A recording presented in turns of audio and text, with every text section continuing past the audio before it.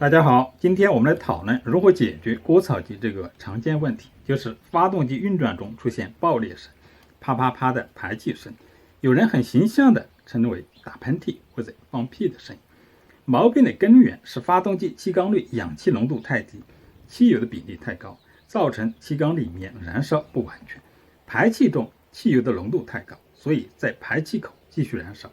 爆裂声就是汽油在排气口燃烧的声音，通常被称为回火或者余火。最直接的原因是空气过滤器堵塞了，进入发动机气缸的空气量太少，所以第一步是检查或者直接替换掉空气过滤器。排查的方法也很简单，就是取下空气过滤器，启动机器空转，查看爆裂声是否消除了。第二步是检查火花塞或高压线圈。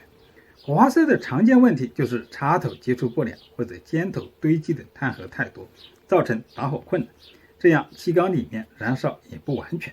还有火花塞打火需要高压线圈提供高压电压，电压不足的话打火同样很困难，所以还要查看高压线圈固定螺栓是否松了，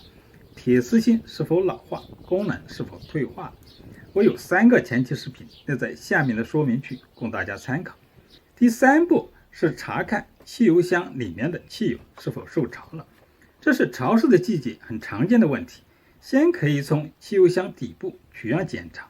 水比汽油重，一定要从汽油箱底部取样，如果受潮了，全部替换掉受污染的汽油。下面说明区列出了一个专门的视频供大家参考，同时提醒大家，化油器内的汽油也要排干净，方法也很简单，松开化油器底部的排泄口就可以了。第4步是检查化油器，不要急于打开化油器，先从外部开始检查。如果有主风门，从主风门开始，然后是油门或旋转主轴，检查是否卡住，旋转是否顺畅。